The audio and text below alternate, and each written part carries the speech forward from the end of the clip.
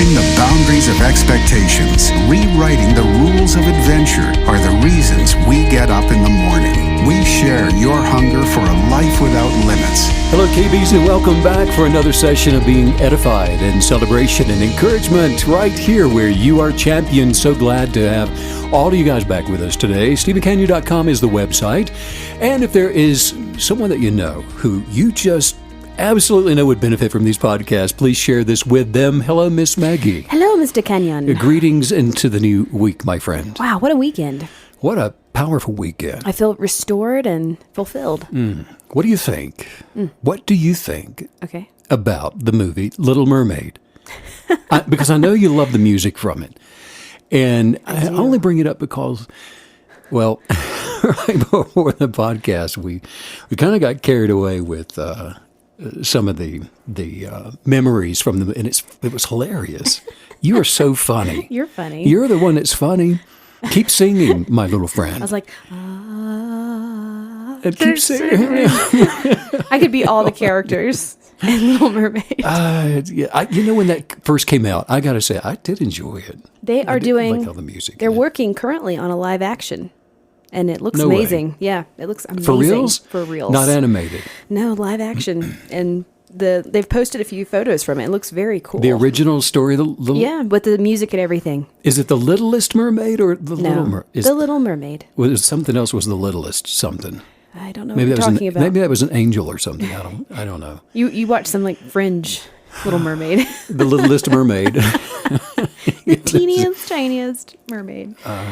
So I have to say that I loved all the Disney movies growing up just because of the music. I was a singing machine. Was it something about getting back into my big silver pot? Something. The guy, was it the chef? Was that in the Little Mermaid? Or was that something different? No, that sounds right. The chef, the cook, the guy singing. The crab, the lobster, that was gosh, it. what was his name? Oh, jeez, you gotta be kidding. There's Flounder, and then there was the Little Mermaid. Oh my gosh, I'm looking it up. No, don't do that. I have to. The cook's name? Okay, Little Mermaid. Flounder and I don't know. Well, there was a bunch of fish. I can feel everyone yelling it at me because it's so obvious. Oh, Sebastian was the one with the big silver pot. I guess so. I don't remember that part. Speaking I think you're of questions, it's been in the media quite a bit over the last year, and I was going to ask you earlier today, and you were doing something else. But do you think that aliens exist?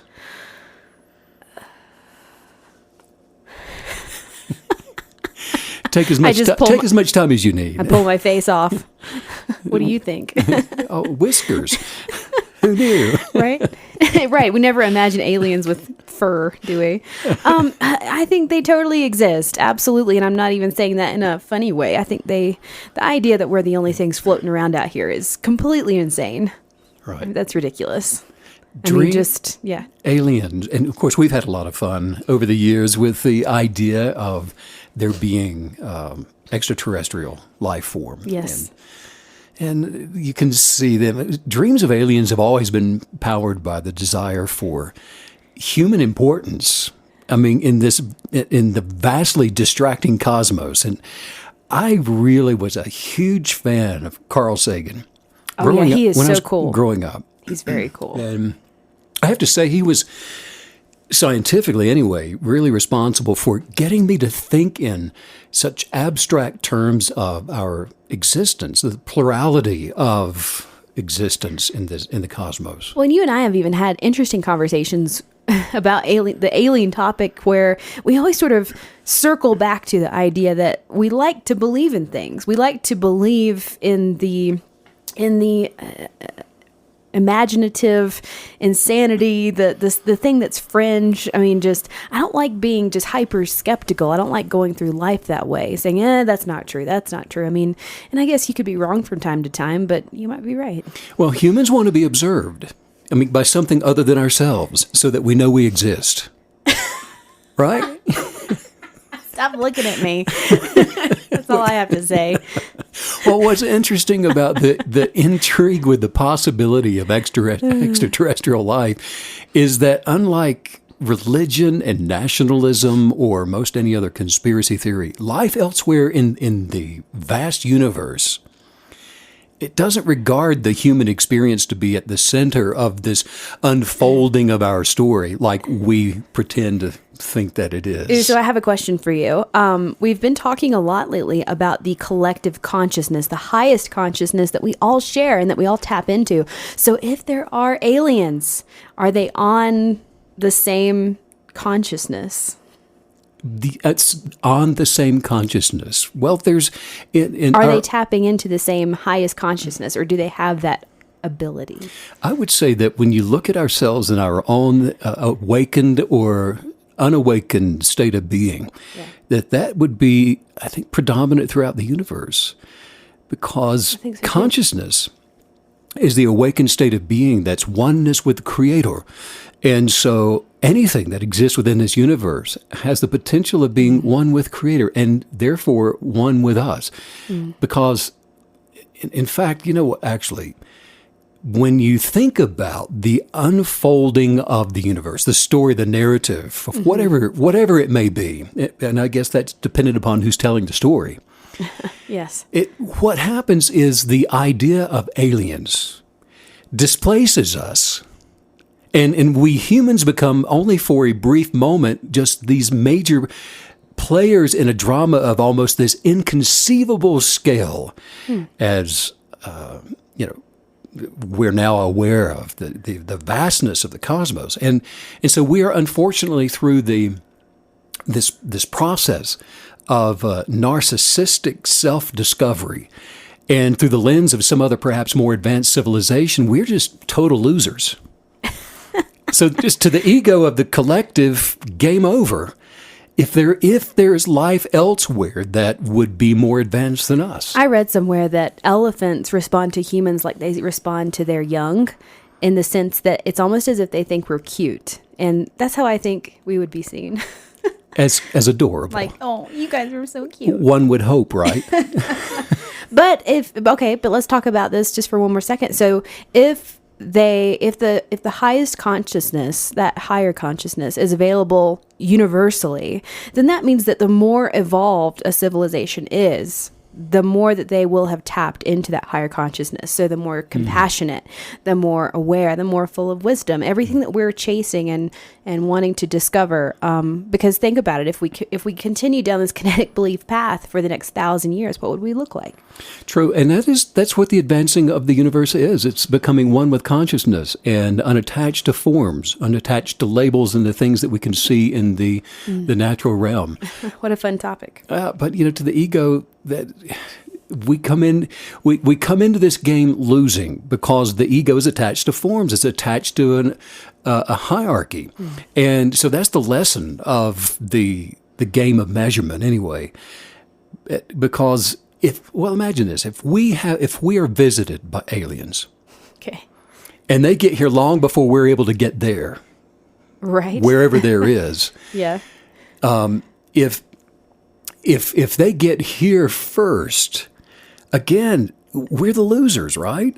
But if we're the ones making first contact, and that seems to be the way that the story is always told in media and movies, and even in the media in the last year, that's a new thing.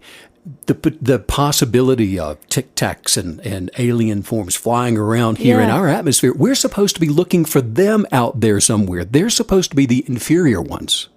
We're just trying to get to Mars. Right? Or get back to the moon. Yeah. But if we're the ones making first contact, you see, then we're the advanced ones. Sure. And to the surprise of just few people, we're the advanced ones. And the aliens are the degenerate losers in that game. Right. So you're saying that's not happening because they've already been seeing some phenomena here. Well, I'm saying that's been the expectation. Just think, even with the conversation of there being the potential of aliens elsewhere, well, we're the ones that have to discover them. They couldn't be coming up from the center of our Earth. They couldn't have already been here all these years. And so they're the inferior ones. But, and this may be the reason that we dream about it, is finding them, far more than humans ever think about them finding us. Right. And of course, when the aliens are the enlightened explorers, like it's been in the media over the past year, like, they're a threat to us, maybe they're already here, then we're the degenerate losers. We're just the pond scum. They're the advanced ones. But that's just the ego trying to find its place in the universe. But I like the use of the word enlightened, because that is an interesting point, that it's always, that topic is always offered up to us as, no matter what, it's definitely going to be a threat. It's going to be World War V. It's going to be, they've made so many movies about it. But enlightenment is something that mankind is just now getting its hooks in. We're at the end of something in a lot of ways, but we're also at the beginning of something in many ways. Sure, and that is for the collective, right? But for the kinetic believer, the unconditional love of oneness, like you were asking a minute ago, is higher consciousness the place where we're all ascending to, that we'll communicate one with the other, regardless of where you are in the cosmos? Well, unconditional love of oneness with collective consciousness throughout the universe disregards the hierarchy of an imagined ego universe, which obviously is the plague of this planet. And so life, wherever it may be, exists within the order of one. One creator, one universe, one life. And each form relative to the diversity of creation is unified by one imagination in one universe. I do think that the most confusing part about our species would be pets. I think that would be the craziest part, for someone else to come and another being to come and observe us the way that we treat our pets. I think that would be insane. I saw something the other day and it said, dogs, because you feed them and water them and care for them and love them, they think you're God. And cats, because you feed and water and care and love them, they think they're God. Right. All that would Either way. It would be so true until the door of that flying saucer opens up and out comes the little alien riding a Great Dane. And then all bets are off, right? Yeah, I enjoy these conversations. I do too, because I think it's always fun, no matter what the topic, to just speak to something that people have, anything that is presented or it has been presented as taboo.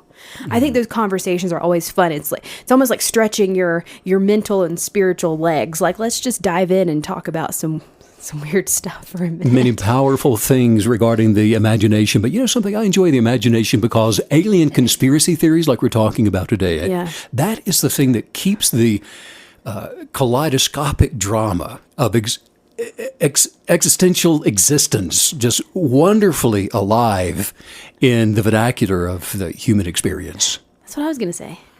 Right. So silly, Maggie. Yeah, right.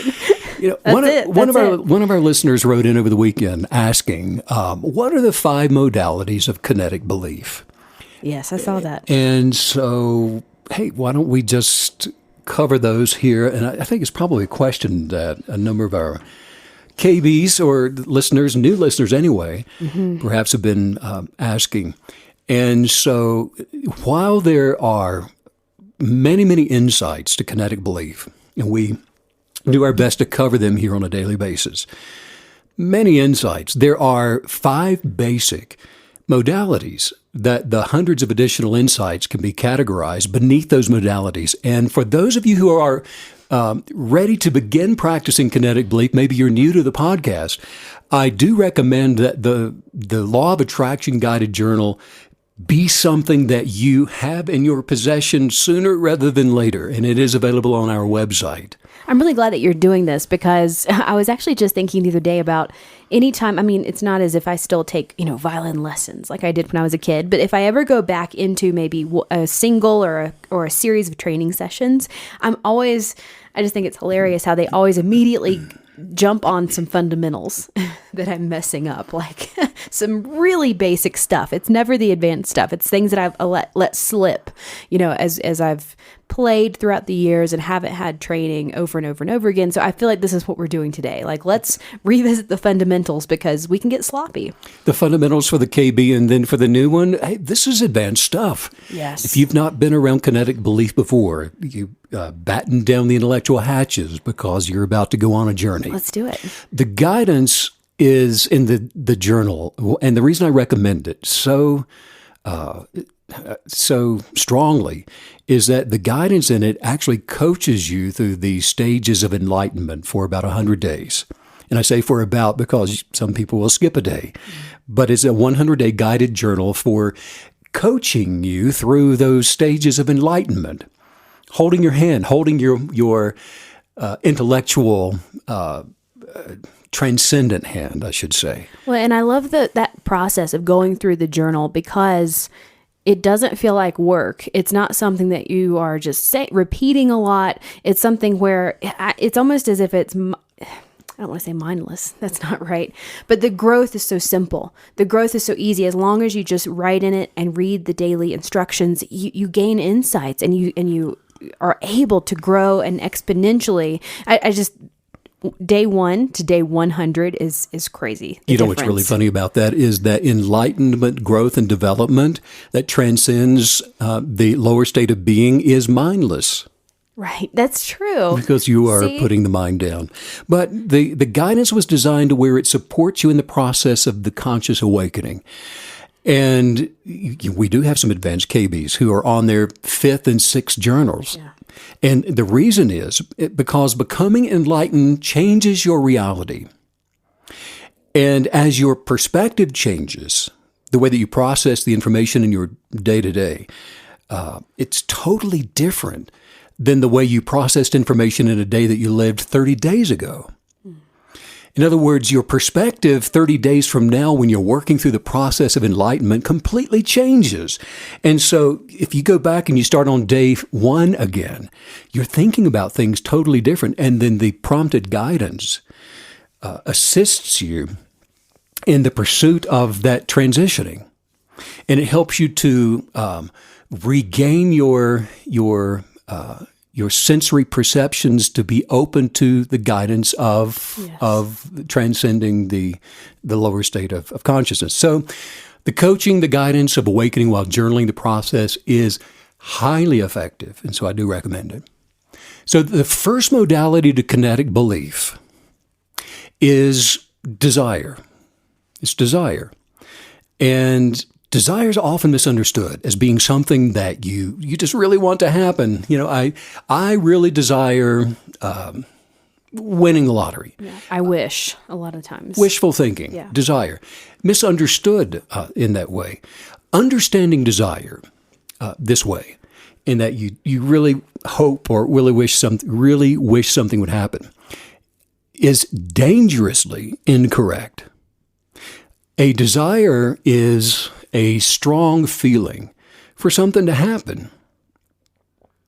And so it's a strong feeling, and that could be for a disaster. It could be for an impending doom of some sort, or it could be for something wonderful. Yeah. Either way, it's a desire. And so there's something happening. It may be good. It may be something bad. If there's a strong feeling attached to it, then it is a desire. And not knowing this is why bad things will continue to happen in a lot of people's lives. And it's because you expect them. Or you could say that, they desire bad things to happen because they expect it. Now, and that's not just a play on words, because the desire, if you look at language energetically, now that changes things, doesn't it? Yes. So a lot of people will grow up dreaming of roles that they would like to play, dreaming of lives that they would love to live, but they somewhere along the way give up expecting those dreams to come to pass. And so they cave in and they quit. And they quit expecting those potentially good desires to manifest. Well, what happened? It was by their own strength, their own wisdom, the endeavors of the egoic mind that they expected to get the results of their highest expectations. By my strength, my amazing ability, without the assistance of my Creator, without the super on my natural, I'm going to go out here and I'm going to make something happen. And then life happens. And the ego is responding to other negative desires, situations, people showing up and saying, well, who do you think you are? Let me tell you who I think you are. And then through the adhering and relying upon those labels, then the desire becomes something negative. So you have to look at language, actions, relationships, your response to life energetically. Is it positive or is it negative? In other words, when someone is delighted with themselves and their own abilities, you're actually working within a negative energetic that is immersed totally in the egoic way of self-realization.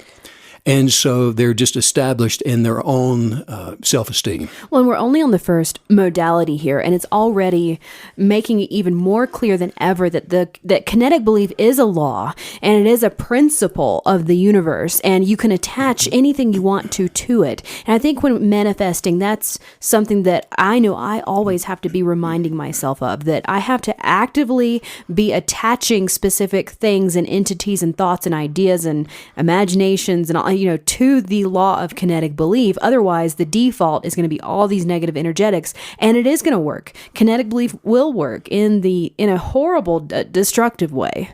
And it goes in either direction. Yes. And so we begin by recognizing and looking within to see who we are, whose we are, what your genius of purpose is, where do you come from, where are you going, and accepting that because, well, it's like an old proverb which says to delight yourself in God and you will be given the desires of your soul.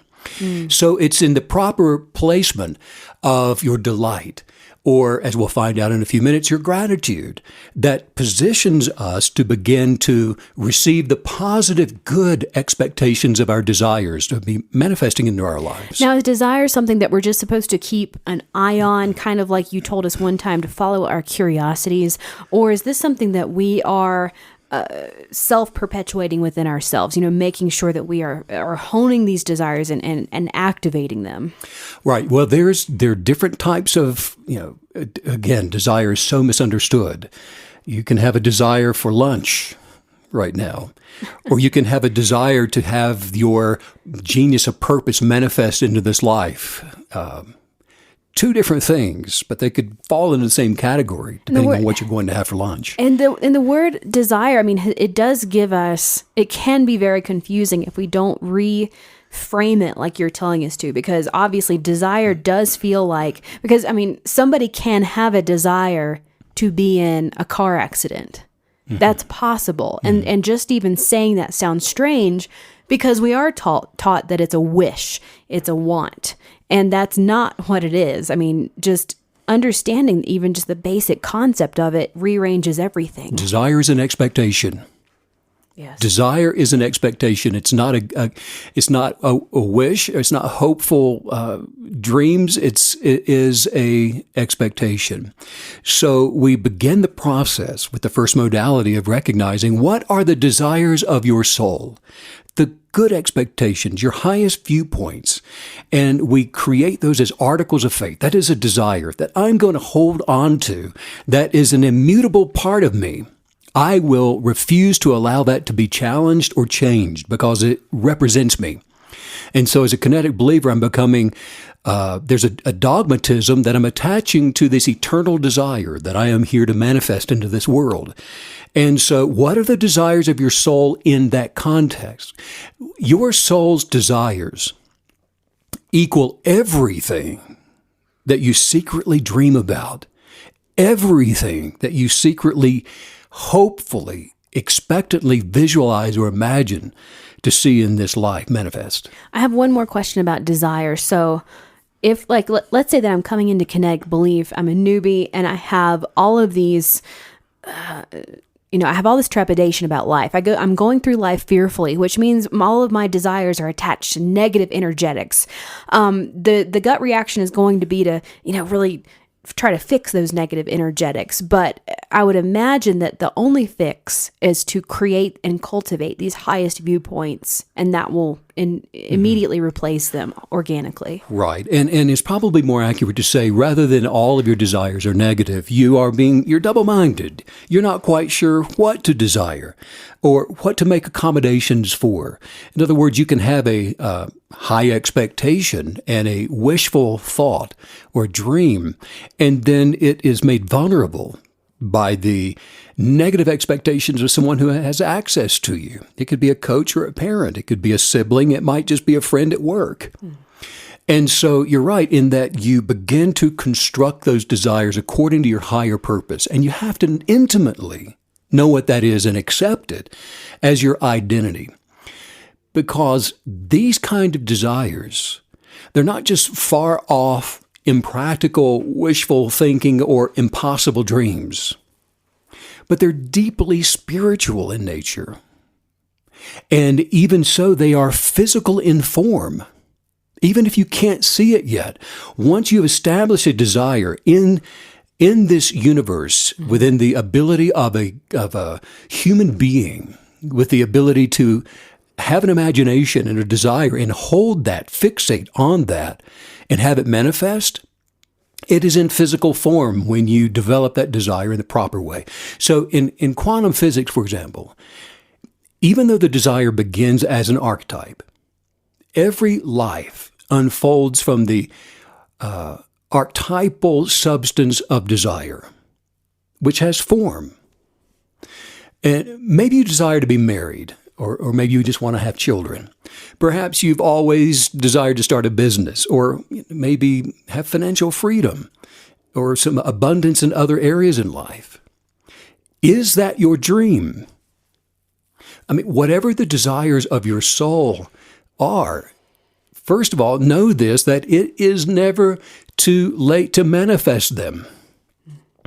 You know, no matter how old you are, no matter how long you've been waiting, you can live the life you've always dreamed of. And that is the unfolding of your highest desires. Well, and I love this interchangeability between desire and expectation, because you've definitely shown us on literally hundreds of podcasts how to cultivate an expectation, which in turn is how to cultivate a desire. And I think that's going to be, we should not shortchange that concept, that skill set to be able to do that, because when you have a negative energetic and it's attaching itself as a desire to you, we've all been there. We know what that feels like, and it's relentless. The thoughts are relentless. They are overpowering. It's like you're drowning in thoughts about this one thing. You become obsessive so easily. And when you obsess over something, you've already told us many times that has so much power. You're putting so much energy behind those thoughts, and they keep flowing and flowing and flowing. And so knowing how to put a stop to it and knowing how to cultivate those positive energetics toward our desires is huge. Yeah, a lot of confusion arises from people not sure where their desires are even coming from. Right. And the ego has a way of wanting to be told what to do, either from you or from someone else. It's looking for direction and guidance. It's looking for something to attach itself to, a label or a form to identify with. And so as a result of that, a lot of people are just asking the question and wondering if their unique genius of purpose is actually something from them. Is it an idea from the creator? Is it something coming in out of the universe? Or did they just happen to pick up a brochure the last time they were at the spa and it seemed like a really good idea? Well, and that's something that I think, I don't know if everyone else has, but I certainly struggled with at the beginning of my kinetic belief journey, because you do have a sense that everything that's in your file box in your mind is from the neighbors or a friend, someone, it's just sort of monkey see, monkey do. But, a hallmark, though, of kinetic believers is that we know ourselves. Right. We know our genius of purpose. We know ourselves so well. That's right. Because before you ever begin pursuing your soul's desires, you got to know if they line up with your creative genius of purpose or not. Mm-hmm. And I will tell you that the more time you spend seeking your highest authority from within, outside of influences from around you, the more certain that you're going to be that your soul's desires align with the dual purpose of what you were first imagined to be aligned with. And by the duplicity of purpose is you are aligning with your Creator's imagination for the reason for you to be here, to be an expression, a diverse expression of another tacit of creation, unlike anyone else's. Yeah. Similarities, but unlike. Because actually, look, when you accept your genius, what makes you you, what may have only been just glimpses of your higher nature before, you may just catch the little unctions that, oh, that seems like that thing would be really satisfying to me, glimpses that you may have before you actually accept it. What happens, though, is by putting in the meditative work and being honest with yourself, your genius of purpose, it ultimately becomes intimately clear to you, and you find the flow of you through the process. And then your desires are inspiringly delightful to the higher nature of your being, and they become in sync with the universe. There's a flow to it, and things begin unfolding effortlessly, almost in a sweatless victory. You begin moving through this life. Wow. So the second modality of kinetic belief is imagination. Once you've determined the desire, now comes the imagination. And these modalities, the order that I want to give them out is intentional in that they are most effective in the labored process of the order that I'm going to give them. So imagination is number 2. A manifesting journal is a collection of inner images. It is a collection of words, and it's a collection of objects that represent the dreams and the goals that you have for your life. And so, not just the simple ones either, but also those that may seem impossible to you right now. A lot of people will start the process, as you know, Meg, and they will begin with the things that they think are reasonable. Yes. I can see me doing this because I've got the money in my wallet for it. I can, the things that seem manageable. And that's not what we're talking about here. Not just those simple things. A manifesting journal is a representation of the life that you've always wanted to live as it unfolds. Mm-hmm. Now, you may remember how profound your expectations for life was when you were a child. Mm-hmm. Yeah. Dreams and imaginations, and all those things are placed inside of you by your Creator. You didn't just conjure up a dream when you were 5 years old. It was placed there by a higher authority that imagined you for the placement of that dream. So they are upheld, dreams, imaginations, the first occurrence of those are upheld by the universe and established by you. They are the genius of your purpose for this life. Those imaginations with desires are your personal articles of faith. They're your spiritual guideposts for self-realization. I think it's interesting that you began this modality by sort of warning us against the knowing that, look, you're going to be very tempted to limit your imaginations to the things that you already possess. And for me, I've noticed too that a lot of times I'll even limit my imaginations by for example, if you want to set a dollar amount for money you're going to possess. Mm-hmm. A lot of times it will be the dollar amount of the richest person you've ever known, because you had an example. And so making sure that we're imagining even beyond our examples, and we have no earthly, previous life experience interference with our imaginations is huge. And I think the only way to do that is through the journal. because you have to establish these desires from the universe and not what's sitting around you representing something that you're not. Sure. And in the way that we're coexisting with genius, with our genius of purpose, in addition to the egoic state of being, in addition to our higher being, does require that there is a static possibility that it has to be imagined through, and that's an egoic process. Like you're saying, when we relate to the wealthiest person we can imagine, well, it's still a tangibility that we are applying to a possibility. Yes. Because even so, the inner being, when you are working from within, untethered to the ego, you are in a limitless place, but limited in the ego. So how do we do this? Do we just not journal and say, I want it all. I want the whole universe. Well, that's not quite it, but that you're headed in the right direction, because to have an imagination for your future is imperative to manifesting that vision. Because if you don't have an imagination of where you want to go, and you are still having to, and it's just because of our state of being now, attach a limited perspective to it, you still imagine where you want to go.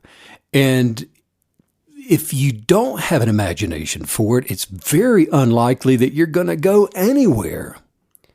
You're going to continue to manifest what you already have. There's no imagination in the limited perspective of sight and touch and feel and experiential knowledge. We did a podcast recently on the power of following your natural curiosity, and I feel like this is exactly where that would fit in. Yeah, absolutely, because with a natural curiosity, you're still creating a personalized imagination. Yeah. And it's one that is personal to you. It's unlike anyone else's. And so it's not fleeting. And it's not likely to be double-minded by outside influencers. And all of this is so vital, Meg, to getting on track to living the life you've always desired. And so we have desire. First, work on that, determine your desire, and then begin to apply the imagination to the highest viewpoint of what that desire is. You know, at the very beginning of the podcasts here, this would have been a few years ago, actually, you would give the analogy of kicking a soccer ball down a field and explain kinetic belief that way. And I feel like the modalities perfectly align with that analogy, because you can so easily see someone taking, well, I guess some people call it a soccer ball, football, but every kick is a modality. And you have to go through that kinetic process. You have to keep using each modality to infuse energy again and again and again to this imagination to reach the goal, to get it into the goal. And so I feel like this maps it out for us even better. You know, where is that kinetic energy going, and when are we even activating it? Right. That's the pursuit of the dream, the soccer ball being the imaginative desire.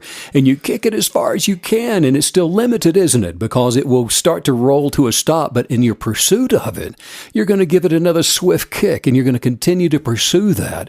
Even though it is limited in its distance, the kinetic, energetic involvement of you in pursuit of that dream keeps moving it forward. And even though it's benchmarked by time, your moment as you pursue that so-called soccer ball dream with another swift kick, you are remaining focused, intently focused on your purpose and moving your journey along. Well, and the reason that understanding this process is so vital is because at some point the endorphin-based enthusiasm for a goal will wane, and it does wear out. And I've always loved kinetic belief as it's the answer. It's the answer when you don't feel like it, when you aren't at the beginning of the journey and everyone's rooting for you and cheering for you. No, this is kinetic belief. Ultimately kicks in, I think, when we're sitting alone in our house, feeling uninspired, and we know what to do. We know how to do the right thing. One of the most powerful ways to keep that enthusiasm from waning and becoming a process that's just wearisome is to remain in gratitude, which is our third modality. Remain grateful in all things. If there was ever a time when we needed to focus on being grateful, it's now. Yes. The manifesting power of gratitude is the most important compass for directing the circumstances and relationships in a person's life. Almost everywhere you look, people are being encouraged to be pessimistic, aren't they? Yes. I mean, and to complain about the state of our world. If you do, I'm telling you, you're going to get more of what you complain about. Mm-hmm. And the way to redirect your life from any circumstance is to purposefully observe and intensify through gratitude the good things that your life force, the essence of your higher being, is delighting in, and to focus on what the universe has expressively revealed for you to enjoy, that soccer ball, and remain transfixed on it through your journaling process to continue in your kinetic energetics toward manifesting more life, more excitement, more fulfillment. Gratitude's a funny thing, the way that it affects your mind, your outlook, your perspective, and then everything that's flowing to you and out of you.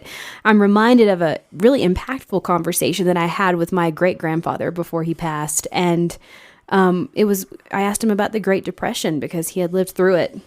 And I said, how did you survive it? And he just sort of laughed and he said, we were farmers in Georgia. We had so much food and nothing changed. And he said, we felt for everyone else, but he said, we were so blessed. And if anything, we had more abundance than ever. And I'd never even heard about a perspective like that on that era.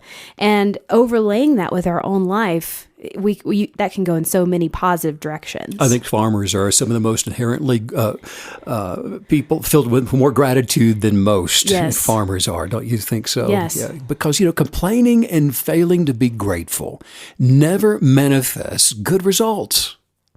I mean, gratitude is the outward connection to abundant life.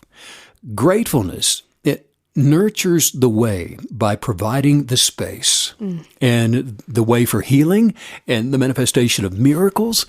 Gratefulness is absolutely the expectancy that improves relationships. It increases contentment. It wards off depression. Gratitude reduces stress, and it promotes generosity and positivity, and it makes you more likable. I mean, that helps. I want to hang out with somebody that's grateful.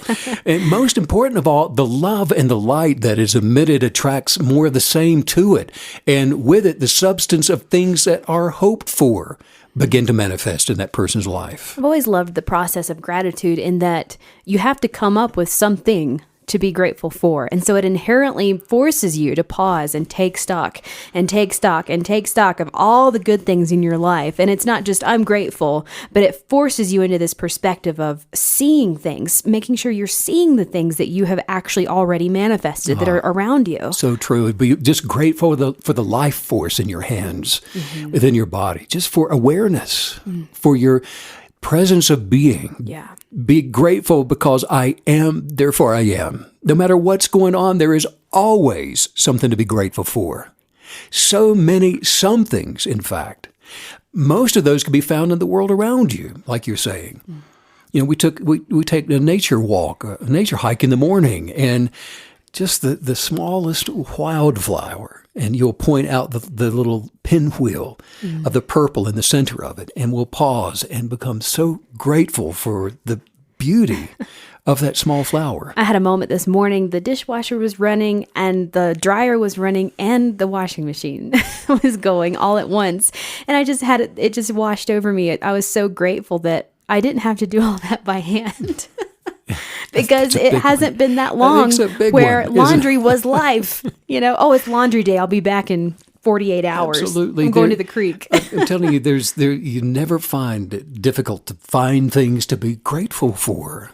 Do you also find that as you move deeper into gratitude, it makes you more aware of the negative energetics that you almost feel like it's a sinkhole, that you're sort of keeping your distance from? Because I think prior to kinetic belief, or when you're out of that higher consciousness, you can kind of slip into the negative, complaining energetics and not quite realize it. But man, when you're participating in kinetic belief gratitude every day, the contrast is just so stark. I think whenever we stop and pause and reflect on it, we definitely see the contrast. Yeah. We can see, we can remember and reflect on it. But I have to say that through the practice of gratitude, it's the consciousness of negativism actually melts away. Yes. And you find yourself just being grateful for all things, in all things practically, because the negative is no longer in my peripheral. It's not in my expectations. And so I'm not going on a nature walk going, I don't like that, I don't like that, and I really like that. Stupid flower. What? I hate that color. Okay, you need a minute, dude.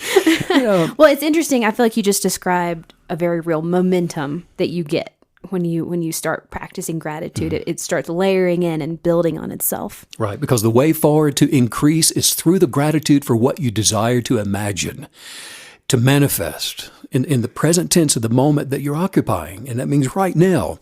So every day you can choose to be grateful. And not just as a general feeling either, but directing your gratitude to the oneness who is, as the Bible says, is the giver of every good and perfect gift. That's reason enough right there. If you grab onto that, to be grateful for awareness, grateful for being. So the fourth modality, we'll move on here. The fourth modality is words. And words are so powerfully important, aren't they? Yes. What is the first thing that you say? And this is a question, I think, write this down, guys, gals, people. What's the first thing that you say when you get bad news? Because look, seriously, it matters far more than you may realize. Every person has a sentient ability to feel good or bad according to the words that they are speaking and that have been spoken, the words that you're hearing. And so the release of a thought through the sound of a word, it has a creative power unlike just about anything else. In quantum mechanics, words have a measurable substance. I mean, you can see it, and it's quantifiable, and it's a substance. And so with the original intent established behind the belief of a word, something is transitioning within this universe every time a word is spoken. And yes, every time. There is no neutrality in this. You're participating in the game of words. And so the cognitive thought form behind the word establishes the substance with creative power. Whenever I meditate on the 5 modalities of kinetic belief, I always think of words as sort of the nuclear option. Like, of all the modalities, this is the one where, you can do yourself a lot of good by keeping your mouth shut, because words are so powerful and they are so impactful. And I have to say, if I get what seems to be bad news, and if I don't have an automatic positive response about to just burst out of me, I at least don't say anything until I have one. That is the place to start, isn't it? If you can't say something good, what did Mama say? Don't say anything at all. Or Mama, you should have said that if you didn't. Next time you have an opportunity, speak up. Because that's the creative power of words, because they can cement your defeat or establish you in victory in this life. So we're working on desire. We've got the imagination cooking, and we've got gratitude in all that we're doing. And something happens, and we say the worst, most untasteful thing that we could possibly think of to say, and stupidly we undo everything we were working on. Well, and I love that you use the word cement, that words are going to cement your decision, because it's important to reframe what seem like problems as simply you're being offered an opportunity to cement an outcome, because that's coming back to us. That's our responsibility. And so I always view it as just, 2 paths, and our words are going to determine which path we walk. Well, this is one of the first things that a KB learns to do going through the guided journal as well. It is that you learn to recognize the first words that come out of your mouth. Yes. In a crisis, for example, first words are often emotion-driven and without any kind of pre-thought or meditative thought. They are just, whatever you're feeling, and it's the emotion of the moment, and you form it with the words that you speak. And so they come in a moment of venting before moving into problem-solving mode.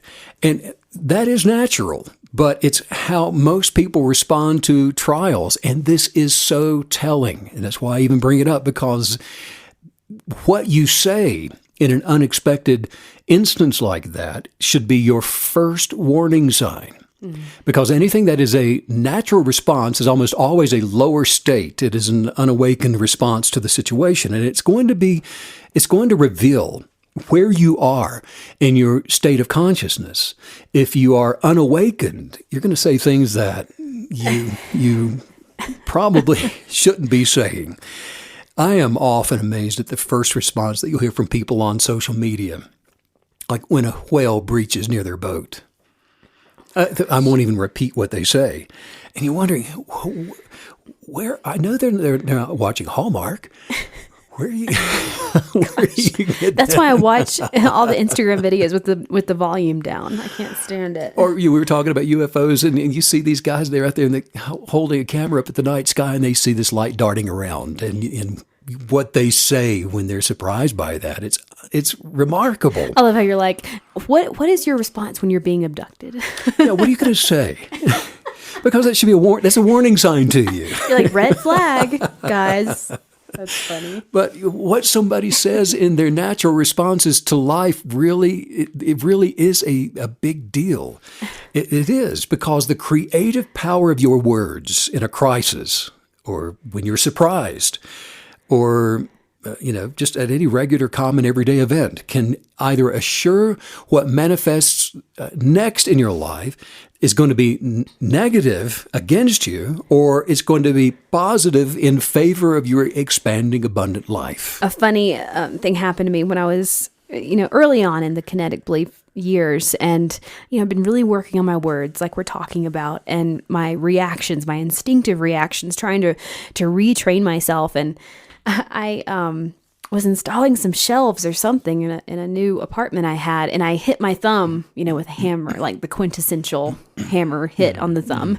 And instead of, exploding with explicits, I went, I'm healed. And I just remember laughing so hard.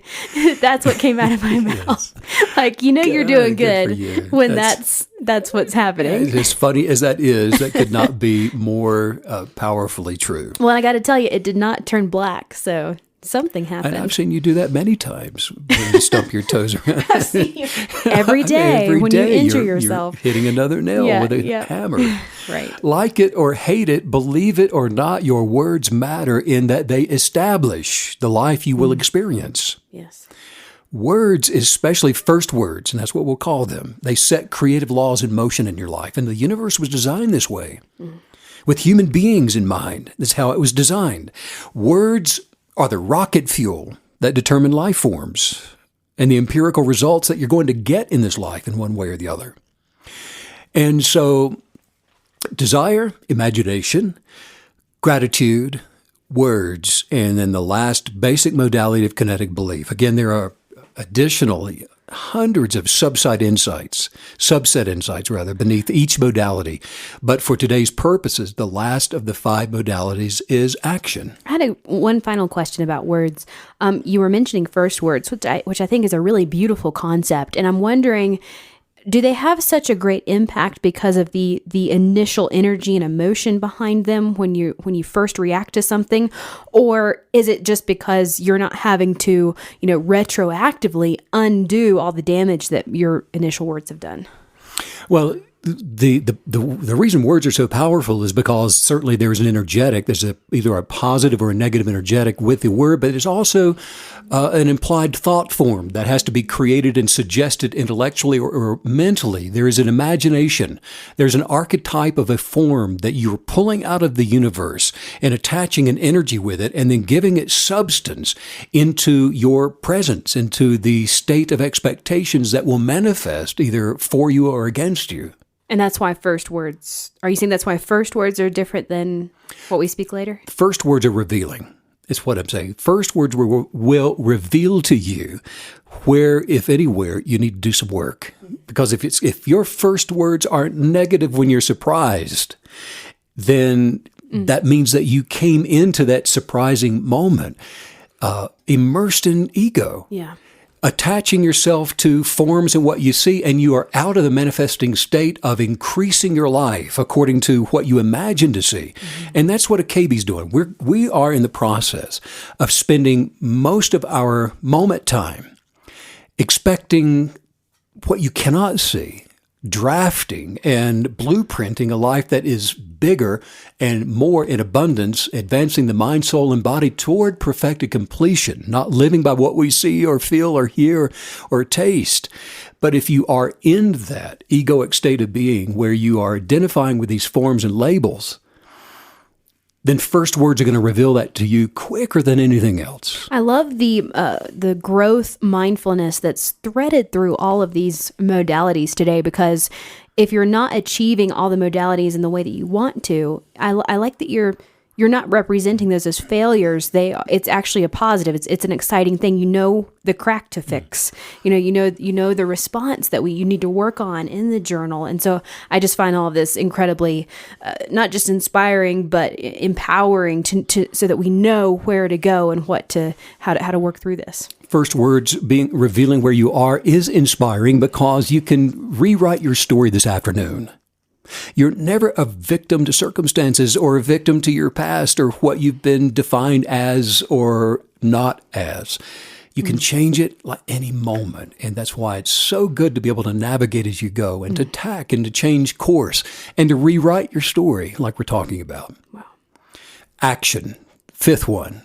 So while your inner genius of purpose, the you, that is the stuff of you, the eternal stuff of you that you come into the land of the living with, you drop in from the ethereal into the natural, that stuff of you has nothing to do with how you identify with labels and forms, where you go from that moment on. And so the purpose of the eternal essence of you is to transcend time with your awareness. Your outer purpose involves the future, because it's somewhere you're going. You're going to manifest. Our outer purpose is manifesting circumstances, friends, forms, things into this life that we are passionate about. And so that's our outer purpose. It's involving the future, and so it could not exist without time.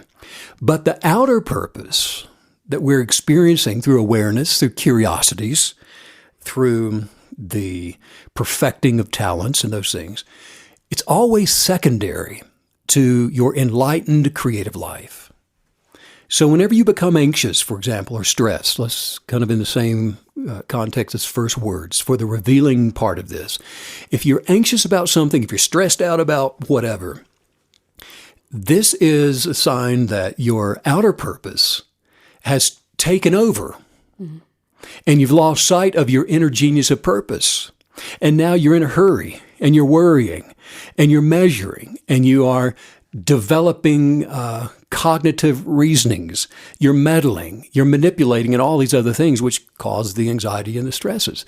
So you've forgotten that your awakened state of consciousness is primary, and everything else is secondary to your primary purpose. This today's podcast is also revealing in just such a stark way why people who have not awakened why their lives are so destructive and so dark and so depressing, and their energetics are so negative, because all of these modalities are working. They're at work in their life. And I'm just seeing how powerful these are, and that they can be flipped to the other side is wild. And it's just something I love being reminded of this, that there is no neutral in the realm of belief and in higher consciousness. We have to understand the consequences of not paying attention to these. There's nothing neutral, and nothing stays the same, in that there is no neutrality in this. Things are always changing, developing, growing, or diminishing. So somebody says, well, I want to know how to manifest a miracle, to attract new things into my life. Determine what actions you can take to engage the kinetic energy necessary to propel your beliefs toward the substance of what you desire. You've got your desire. You have your imagination. You've been journaling it out. You've been expressively blueprinting exactly what it is. You've got your gratitude in place. And you've been learning the new language of the life that you perceive. And now you're in the state of action. And so you're determining the actions that you can take in chasing after that soccer ball, one swift kick after another, to propel that kinetic energy forward toward the substance of what you desire. I have to say, this is my favorite modality. This is my favorite part because I think this is so fun. Using your creative thinking abilities and your highest consciousness to infuse action in realities of your life is so fun. I mean, buying, I think we've talked before, if you want to form a new relationship, you just proactively buy the extra movie ticket, or, going and test driving a car, going to look at something that you see in your life in the future. Because for me, it's those actions that have consequences, positive consequences that we never see coming. And so the action is just sort of like, it's the lighting of the fuse, and you don't know in what direction it's going to go, which I just find, so thrilling and so exciting. Yeah, go ahead and get the driver's gloves, before you get the car, prepare the way and do the action. Yeah. And it is not the specific action. It's the energetics of the expectation that is the action that's drawing energetically, kinetically speaking, the manifestation of whatever it is toward you as you're moving toward it.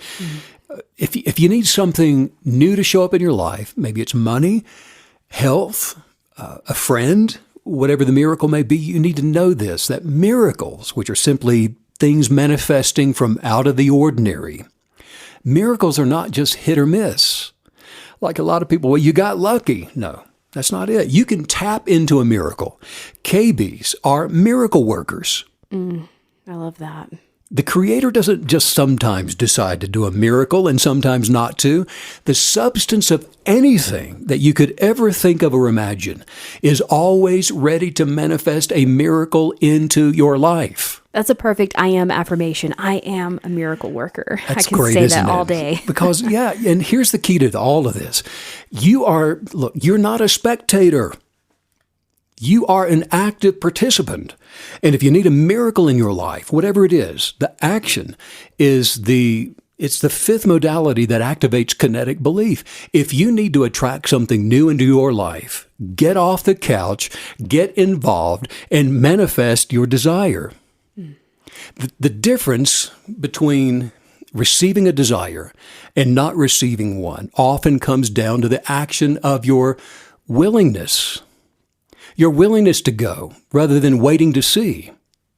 And I'll also tell you this, action, the kind of action that we're talking about, is not getting up earlier, swinging the hammer harder, driving faster, getting there earlier and leaving later. It's not studying harder and working harder. That's not the kind of action that we're talking about. It is the expectant gratitude of willingness. Action, there is an active participation in a willingness to wait, for example. Probably the hardest thing, honestly. That's probably the hardest action to initiate. Is to be patient. Yeah. Out of all of them. Is to be patient, because kinetic belief, look, it's the match that ignites patience, because you are actively engaged in your imagination. You're actively engaged in your desire. You're actively engaged in the journaling process, in your gratitude, in the words that you speak. So you're not sitting doing nothing. There is an active participation in a willingness to be patient. And so patience keeps your desires, imaginations, gratitude, and your words strong until you cross the finish line of manifestation. Wow. Every successful, powerful, super manifester has developed the kind of patience that knows that if you imagined you received it, you already have it. So what are you anxious for? If you already have it, what are you waiting for? It's only to the onlooker that they would say, you really are peculiar in the way that you can be so patient waiting for something to show up.